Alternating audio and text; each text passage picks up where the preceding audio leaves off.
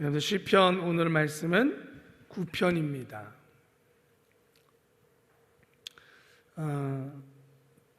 교회에서 이제 전도사 때도 그렇고 신앙 상담들을 이렇게 하다 보면 그런 게 있더라고요. 예전에도 한 청년이 있었는데 그 청년이 와서 신앙 상담을 합니다.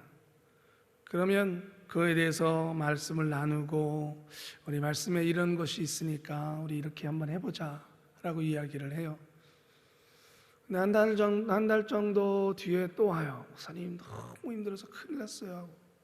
왜 그래? 그러면 한 달 전에 했던 이야기를 또 해요. 똑같은 고민을. 그래? 그러면 우리 전번에 너 목사님이 했던 거 했어? 했어요. 그래요. 그래? 그러면 다시 우리 좀 말씀 좀 찾아보자. 그래서 이렇게 해서 또 권면해 줍니다. 그럼 한 달쯤 또 지나서 또 와요. 근데 그 고민이 또 똑같아요. 왜 그런가 했더니 안 해요. 문제가. 말씀을 중심으로 우리의 삶을 이렇게 바꿔보자. 너 생각하는 걸 이렇게 좀 바꿔보자. 잠깐 하는 것 같으나 안 해요. 안 하고 해결이 안 된대요. 너무 속상해요. 그러면 어떻게 할 수가 없어요. 그리고 제가 한 3번째쯤 똑같은 거 가지고 또 오면 그때는 혼내요. 안 하고 말씀을 듣고 행하지 않고 안 되어진다 그러면 그건 하나님도 어쩔 수 없다. 너. 그건 말씀을 듣는 것이 아니고 말씀에 순종하지 않는 것이니까. 제가 왜 이 말씀을 드리냐면, 여러분 시편을 묵상하다 보면 참 저번에도 얘기했지만 우리의 삶 속에 느껴지고 희로애락을 우리 시편에서 나도 이랬는데 라는 것들이 굉장히 많이 볼 수가 있어요. 여러분들이 이 다른 말씀은 마치 교훈을 얻는 그런 또 어떤 삶의 지표를 얻는 말씀들이 앞에 구약에 있었다면, 시편은 조금 더 개인적인 말씀으로 여러분들이 묵상하셨으면 좋겠어요. 우리가 신앙의 삶의 변화를 하는데 두 가지 큰 틀이 있어요. 하나는 하나님께서 우리를 이끌어 가시는 하나님의 법칙, 쉽게 얘기하면 법률을 배우는 거예요. 우리가 이게 하나님 백성의 삶이지. 그러나 또 하나가 있어요. 그게 뭐냐면 내 개인적인 말씀으로서의 내 개인의 변화. 이거는 굉장히 다양합니다. 똑같은 일을 겪어도 또 비슷한, 물론 완전히 똑같은 상황이라는 것은 없겠지만 비슷한 상황에서 하나님의 법률 안에서 개인적으로 하나님의 그 삶을 바꾸라는 방향은 달라요. 똑같지 않을 수가 있어요. 그러니까 비슷한 질병에 걸렸어도 어떤 분에게는 하나님께서 그 질병 가운데 변화하라는 방향이 다를 수 있어요. 어떤 분은 진짜 너 믿음 없으니까 믿음을 가져 라고 얘기할 수도 있고, 너는 믿음이 있는데 지금은 마음의 여유를 가질 때야, 좀만 기다릴래? 하실 때도 있어요. 그러니까 하나님의 법칙 속에서는 큰 법칙 안에서 각각 여러분들이 받아서 그 삶의 변화를 갖는 것은 다양하다라는 것이죠. 그래서 좀 여러분들이 시편이 긴 시간 동안 시편을 묵상할 때는 이번에는 우리가 큰 틀을 하나님의 배우기보다 여러분들 개인적인 말씀의 묵상으로 더 가져오셨으면 좋겠어요. 그래서 나에게는 하나님 어떻게 할까요? 나도 이런 비슷한 문제가 있을 때 이 말씀의 기반으로 나에게는 어떻게 할까요? 그래서 저도 말씀을, 이번 시편은 어떻게 내게 말씀을 전할 기회가 오면 어떻게 하면 좋겠습니까? 기도하는 가운데 여러분들이랑 저의 큐티, 저의 말씀 묵상을 좀 나누려고 그래요. 그러다 보니까 좀 개인적인 이야기가 나올 수도 있겠지만 여러분들이 말씀을 읽고 묵상하실 때 그러한 방향으로 좀 가시기를 원해요. 그렇다면 그전과 다른 또 어떤 교훈을 배울까라는 큰 틀로 여러분들이 말씀을 묵상하지 마시고 조금 방향을, 그것도 나쁜 것이 아니지만 한번 바꿔보시는 것도 좋을 것 같아요. 그래서 개인 말씀의 묵상으로 좀 더 방향을 잡아보시면 좋을 것 같아요. 나에겐 이렇게 말씀하시는구나 하고, 물론 또 계속 그렇게 해오셨겠지만 우리 같이 오늘 시편 9편 말씀입니다. 함께 읽어보겠습니다. 내가 전심으로 여호와께 감사하며 주의 모든 기사를 전하리이다. 내가 주를 기뻐하고 즐거워하며 지극히 높으신 주의 이름을 찬송하리니 내 원수들이 물러갈 때에 주의 앞에서 넘어져 망함이니이다. 주께서 나의 의와 송사를 변호하셨으며 보좌에 앉으사 의롭게 심판하셨나이다. 열방을 책하시고 악인을 멸하시며 저희 이름을 영영히 도만하셨나이다. 원수가 끊어져 영영히 멸망하였사오니 주께서 무너뜨린 성읍들을 기억할 수 없나이다. 여호와께서 영영히 앉으시며 심판을 위하여 보좌를 예비하셨도다. 공의의 세계를 심판하시며 정직으로 만민에게 판단을 행하시리이다. 여호와는 또 압제를 당하시는 자의 산성이시요 환난 때의 산성이시리로다. 여호와여, 주의 이름을 아는 자는 주를 의지하오리니 이는 주를 찾는 자들을 버리지 아니하심이니이다. 너희는 시온에 거하신 여호와를 찬송하며 그 행사를 백성 중에 선포할지어다. 피 흘림을 신문하시는 이가 저희를 기억하시며 가난한 자의 부르짖음을 잊지 아니하시도다. 여호와여, 나를 긍휼히 여기소서. 나를 사망의 문에서 일으키시며 주여 미워하는 자에게 받는 나의 곤고를 보소서. 그리하시면 내가 주의 찬송을 다 전할 것이요 딸 같은 시온의 문에서 주의 구원을 기뻐하리이다. 열방은 자기가 판 웅덩이에 빠지며 그 숨긴 그물에 자기 발이 걸렸도다. 여호와께서 자기를 알게 하사 심판을 행하셨으며 악인은 그 손으로 행한 일에 스스로 얽혔도다. 악인이 음부로 돌아가며 하나님을 잊어버린 모든 열방이 그리하리로다. 궁핍한 자가 항상 잊어버림을 보지 아니하며 가난한 자가 영영히 실망치 아니하리로다. 여호와여, 일어나사 인생으로 승리를 얻지 못하게 하시며 열방으로 주의 목전에 심판을 받게 하소서. 여호와여, 저희로 두렵게 하시며 열방으로 자기는 인생뿐인 줄 알게 하소서. 셀라. 아멘. 교재입니다. 교재 제목은 주의 이름을 아는 자. 요절 말씀이요, 같이 읽겠습니다. 여호와여, 주의 이름을 아는 자의 주를 의지하오리니 이는 주를 찾는 자들을 버리지 아니하심이니이다. 아멘. 여러분들 믿으십니까? 아멘. 교재 읽어봅니다. 만약 대기업과 재판을 한다고 상상해보라. 그 기업은 유능한 변호인과 재판에 관련된 정보도 많다. 반면 우리는 변호인을 구할 능력도 없고 법률적 지식이나 재판 절차에 대해서도 잘 모른다. 그런데 모든 사람들이 패배가 자명하다고 말하는 재판에 참석했더니 우리에게 유능한 변호인이 있다면, 더구나 우리의 변호인이 그 재판의 최종 심판자라고 한다면 상대가 아무리 대기업이라고 해도 우리가 지게 될까? 본 시편에서 다윗은 하나님께 감사하며 주의 모든 기사를 전하고 주를 기뻐하고 즐거워하며 주의 이름을 찬송한다. 하나님께서 다윗의 변호자이자 심판자이시고 심판자이자 변호사이시기 때문이다. 잠깐만요. 하지만 우리 여기서 오해는 하지 말까요? 저도 이 글을 읽으면서 번뜩 떠오르는 생각이 있었어요. 변호사랑 심판자랑 똑같으면 짜고 치는 거 아니냐, 이런 생각이 들어서 그러면 여러분, 원래 우리 세상 법률에서 그러면 돼요, 안 돼요? 안 되죠. 원래는 만나지도 못해요. 판사는 오직 변호와 검사의 변론들을 통해서 법을 기반으로 공정한 판단을 내리는 것이죠. 물론 이 표현은 그런 뜻은 아니겠지만 하나님은 물론 우리의 변호도 해주시고 마땅히 심판자의 자리에 계십니다. 그러나 그 모든 것도 편파적이지 않죠. 공정하십니다. 아멘. 네.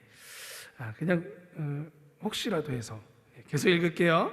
하나님께서는 다윗이 어려움을 당할 때 변호해 주시고 원수에게 해를 당하면 원수를 심판하시며 상대의 속임수로 억울하게 고난당할 때 다윗이 손해보지 않도록 도와주신다. 하나님은 그 이름을 다윗에게 알려주시고 다윗과 친밀한 관계 안에 계셨다. 뿐만 아니라 다윗이 주를 찾으면 버리지 아니하시고 언제든지 찾아오셨다. 그 결과 다윗은 승리하고 악인은 음부에 빠져서 패배한다. 우리는 하나님과 잘 아는 사이를 넘어 아버지와 아들 사이이다. 우리를 잘 아시며 돌보시는 좋은 아버지가 우리의 변호인이자 심판이시다. 그러므로 우리는 반드시 승리한다. 그럼에도 큰 문제가 생기거나 나보다 힘센 상대와 싸울 때면 우리는 종종 그 사실을 잊고 문제의 늪에 빠질 때가 있다. 그러나 우리는 지고 싶어도 질 수 없다. 하나님의 이름을 아는 우리는 승리자이다. 하나님의 아들 된 우리는 승리를 약속받고 사는 사람들이다. 이것을 믿는 자마다 날마다 찬송하며 살 수밖에 없다. 아멘.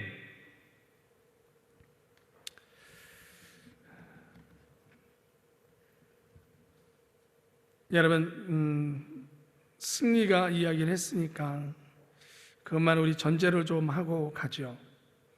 여러분, 하나님은 이 땅에서 심판하시는 것은 사단의 권세를 심판하시는 것입니다.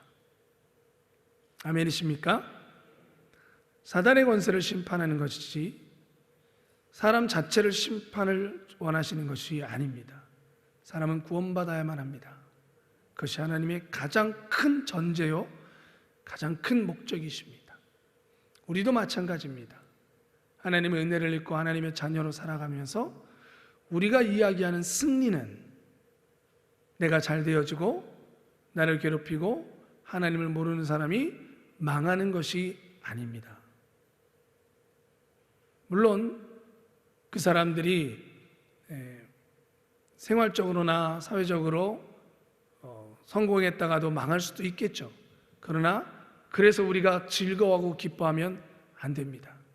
우리는 그 속에서 그 사람이 하나님께 돌아오기를, 거기까지 우리는 바라고 소망하는 것이 우리의 승리지. 그래, 나는 잘 됐고 그 사람 망했으니까 이건 정의가 실현된 거야, 거기까지 가는 건, 그거는 우리가 하나님이 원하는 승리가 아닙니다. 원수를 사랑하라는 것이 무엇일까요? 사랑 못할 수도 있죠. 어떻게 좋아할 수 있어요. 그런데 원수를 사랑하는 것에 제가 조금 깨달은 것, 그 깊은 것을 다 알 수는 없지만 조금 깨달은 것은 그거였습니다.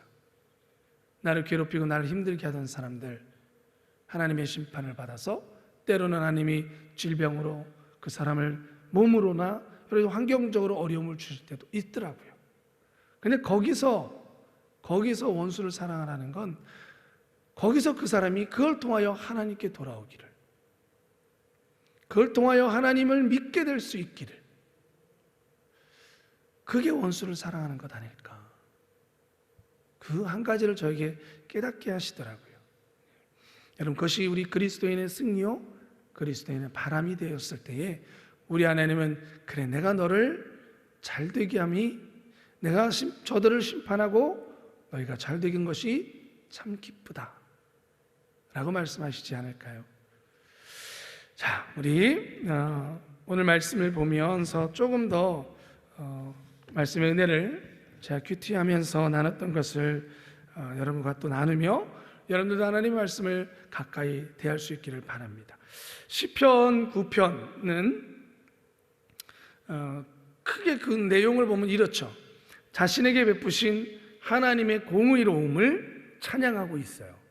그리고 하나님이 앞으로도 내게 있을 그런 어려움들 속에 하나님의 공의로운 심판이 있기를 간구해요. 그러니까 두 가지가 있어요. 하나는 하나님이 이미 행하신 그 하나님의 공의로운 심판에 얻고 경험한 것에 대해서 감사, 하나님을 찬양하는 것이죠. 그리고 그것을 기반으로 하나님, 앞으로도 내게 그런 어려움이 있을 때에 주의 공의로우심이 있을 것입니다 하며 간구하고 바라고 소망하는 기도가 있습니다. 그래서 1절에서 3절, 여러분들 9장에 1절에서 3절은 하나님께 감사해요. 내가 전심으로 여호와께 감사하오며 그랬어요. 그래서 1절에서 3절까지 하나님을 감사합니다. 그리고 4절에서 6절에는요 그 이유가 뭔지를 정확하게 이야기해요. 4절의 시작이 이렇죠. 주께서 나의 의와 송사를 변호하셨으며 보좌에 앉으사 의롭게 심판하셨나이다. 열방을 책망하시고 악인을 멸하시며 저의 이름이 영영히 도말하셨나이다. 네, 왜 내가 감사하는지를 이제 그 이유를 이야기해요. 그리고 7절부터 12절까지가 승리를 주신 공의의 하나님께 자신의 신앙 고백. 신앙 고백이 여러분들 뭐예요? 찬양이에요. 네. 어찌 보면 우리가 사도신경을 하잖아요. 사도신경은 신앙 고백이죠. 우리 다 같이 신앙 고백하겠습니다 그러잖아요. 그러면 신앙 고백은 무슨 의미가 있냐면 하나님을 찬미하는 고백이 있는 거예요. 전능하사 천지를 만드신 하나님 아버지를 내가 믿사오며, 하나님을 어떤 것을 찬양하고 있어요? 하나님은 전능하시다. 하나님은 천지를 만드셨습니다. 이걸 뭐 하는 거예요? 노래하고 있는 거예요. 찬양하고 있는 거예요. 그래서 신앙 고백은 결국 또 다른 찬양이에요. 그래서 다윗이 여호와는 나의 구원의 방패시오 나의 산성이시니이다. 이거는 자기가 믿는 하나님에 대한 하나님은 나의 구원의 방패라는 신앙 고백을 하는 것뿐만 아니라 하나님을 노래하고 있는 것이죠. 그래서 가끔씩 여러분들도 여러분들의 신앙 고백문을 써보세요. 그 하나님을 찬미하는 거예요. 하나님, 어제 같은 경우 뭐라고 고백할까요? 하나님은 대형 우산이시니이다. 작은 우산은 빗방울이 튀어서 바지가 다 젖거늘, 하나님은 대형 우산이 되셔서 빗방울 하나도 내 바지에 묻지 않게 하셨나이다.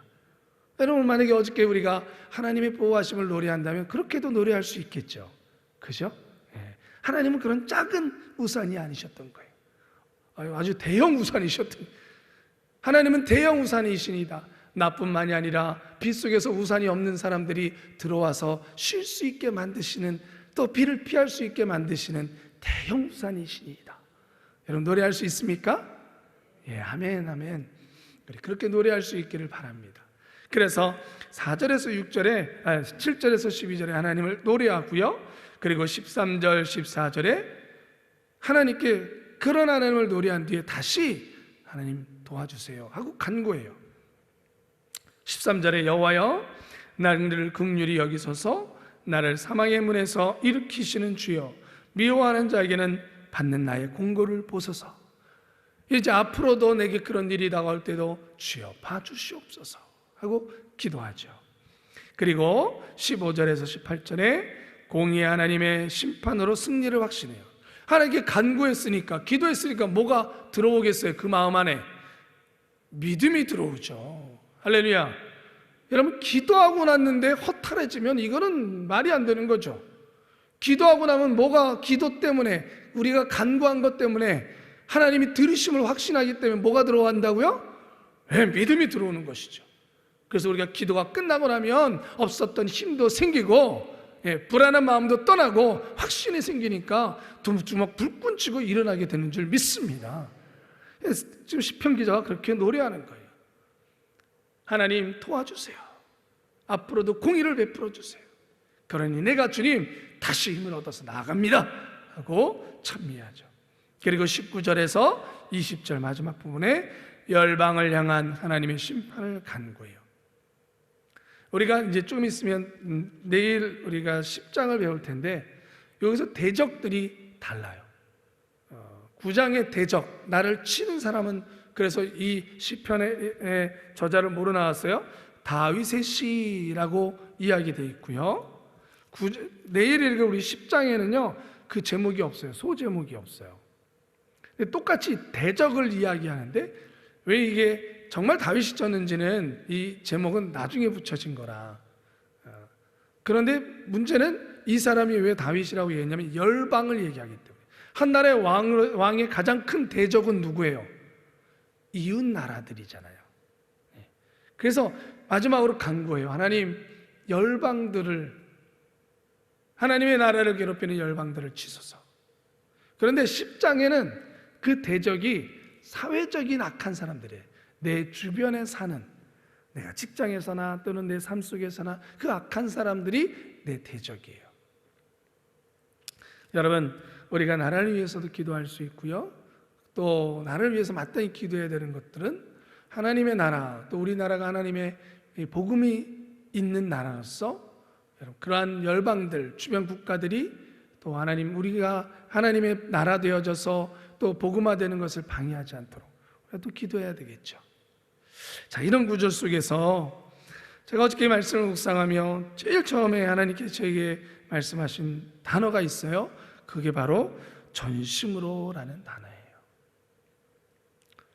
우리 시편 9장 1절이 이렇게 찬미하죠. 내가 전심으로 여호와께 감사하며.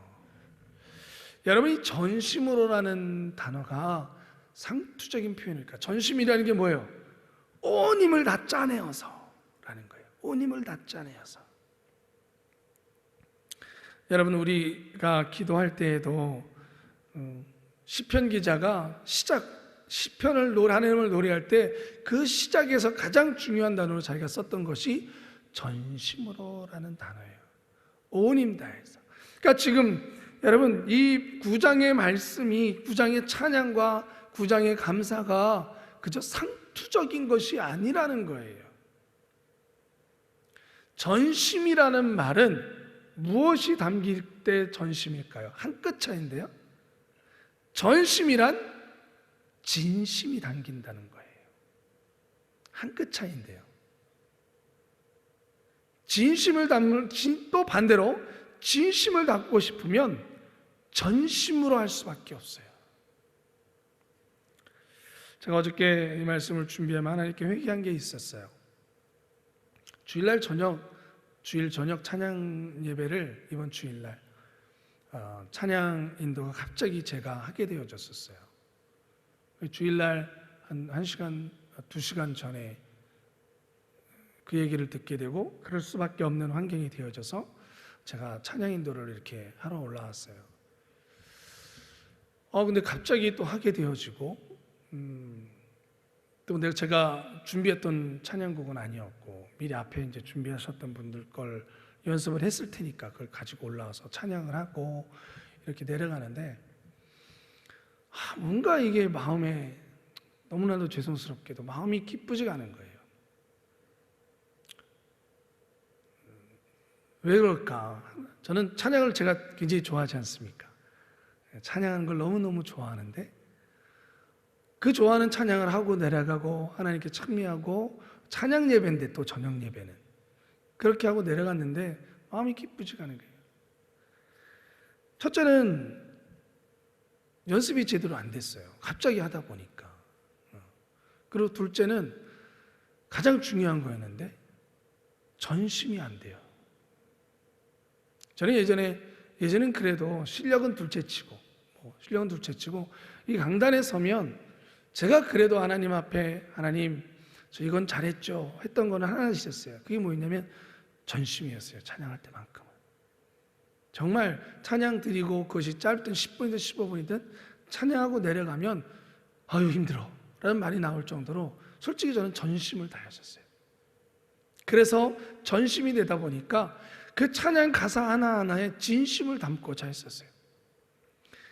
이건 비밀인데 제가 가끔씩 찬양 인도를 요즘은 잘 안 하는데 하다가 눈을 감을 때가 있어요. 그때는 자꾸 신경이 다른 데 이렇게 쓰여지는 게, 예를 들면 마이크가 신경 쓰여진다던가 아니면 뭔가 신경 쓰여지는 게 있어서 하나님 찬양 가사에 생각하고 전심을 하는 걸 방해하는 게 있으면 그냥 눈을 감아버려요. 그런데 어제는 그러지 않았었어요. 주일날에는 제가 하나님 앞에 이 말씀을 묵상하면서 회개했어요. 하나님, 제가 이런 거 저런 거 신경 쓰고 갑자기 한 거에 대해서 떨림도 있고 그랬지만 하지만 그것이 하나님을 찬미하는데 전심을 다하는데 방해가 될 거는 아니었는데 그것이 하나님을 생각하고 그 찬양의 가사를 내 마음에 담는 것에 방해가 되어져서 전심을 다하지 못했습니다. 전심을 다했기에 하나님, 제가 불렀던 네 곡의 그 찬양에는 진심이 담기지 않은 것 같습니다. 그 순간 제가 이 말씀을 준비하며 또 하나님 앞에 회개했어요. 하나님, 전심을 다하지 않으면 진심이 되지 않습니다. 아버지, 저에게 무엇을 하든 전심을 다할 수 있게 해주시옵소서. 여러분, 기도가 그렇습니다. 제가 참 안타까워하는 기도가 있습니다. 정말 그래도 우리 교회의 기도가 참 많이 바뀌었습니다. 어떤 기도냐? 대표 기도입니다. 많이 바뀌었습니다. 정말 많이 바뀌었습니다. 그런데 여러분, 대표 기도의 형식이 물론 있습니다. 그러나 그 형식에 매이지 않을 때가 있죠. 아니, 좀 매이지 않았으면 좋겠습니다. 그 형식에 매이다 보면 전심이 되지 못하더라고요. 제가 예전 교회에 찬양 인도를 하는데, 그 교회가 갔는데 제일 처음에 찬양 인도를 하고 이제 그 교회를 부임한 지 얼마 안 돼서 그 저보다 위에 되는 선배님한테 좀 혼이 났어요. 그 이유는 시간을 어겼다는 거예요. 정확히 15분 찬양하고 내려가야 되는데 제가 마지막에 이렇게 찬양하다 보니까 조금 더 시간이 넘어갔어요. 혼났어요. 시간 지키라고. 그 다음부터 찬양이 올라가면 뭐가 머릿속에 바뀌는지 아세요? 시간 지켜야 돼. 그러니까요, 이것 때문에 찬양이 기뻐지지가 않는 거예요. 그래서 제가 와가지고 진짜로 한 달간 울었어요. 하나님, 왜 저를 이곳에 부임하게 하셨어요? 저는 찬양이 너무 좋은데 찬양이 너무 힘들어요, 하나님. 그래서 심지어 하나님 앞에, 하나님 왜 제 날개를 꺾으셨어요? 그랬어요. 전 찬양하는 게 날개인데. 근데 그 시간이 지나면서 그것을 넘어설 수 있게 되더라고요. 여러분, 기도도 그래요. 예, 감사하고 회개하고 간구하고 형식이 있죠. 하지만 정말 우리 예배 속에서 우리가 필요로 하고, 정말 오늘 예배 속에 우리가 간구하고, 우리 공동체가 정말 긴급하게 하나님께 간구하고 전심으로 다하여 해야 될 게 무엇인지, 그것이 더 중요하잖아요. 형식을 지키다가 정작 우리가 진심으로 간구해야 될 것들을 말하지 못하고 넘어가는 것보다, 그것보다 형식을 깨더라도 정말 우리 믿음의 공동체가 급한 것이 있다면 그것을 놓고 우리가 마음을 다해서, 왜 대표 기도는 우리 공동체가 함께 고민하고 함께 믿음의 공동체가 나아가고 간구해야 될 것들을 기도하는 것이니까. 여러분들, 구역예배 기도도 마찬가지예요. 구역예배에 드리는데 정말 어려운 분이 있어서 우리가 모이기 힘들어서 정말 오래간만에 만났어요. 그러면 형식을 깨세요. 하나님, 정말 감사해요. 우리 오랜만에 만났어요. 하나님, 오늘 예배 정말 전심으로 힘 다해서 드릴게요. 하나님, 저희 예배 받아주세요. 예수님의 이름으로 기도합니다. 단 1분을 기도해도 전심으로 하면 거기엔 진심이 담기고 그걸 하나님 받으시는 줄 믿습니다. 사랑하는 성도 여러분, 시편 9편 전심으로, 이 단어가 오늘 여러분들의 단어가 되고 여러분과 저의 고백이 되기를 바랍니다. 무엇을 하든 어떤 것을 하든 전심으로 행합시다. 그래서 하나님께 진심을 올려드립시다. 기도하겠습니다. 은혜로우신 아버지 하나님, 시편 9편을 지어 올리는 시편 기자는 전심을 다해서 이 찬양을 올려드렸습니다. 그랬기에 여기 나오는 단어 하나하나는, 말 하나, 문장 하나하나는 진심이었습니다. 아버지, 저희들 오늘도 전심으로 살아가며 거룩한 삶이 되었다고 하나님 도와주심을 감사하는 이 밤에, 오늘 밤에는 진심으로 기도할 수 있게 하여 주시옵소서. 예수 그리스도의 이름으로 기도드리옵나이다. 아멘.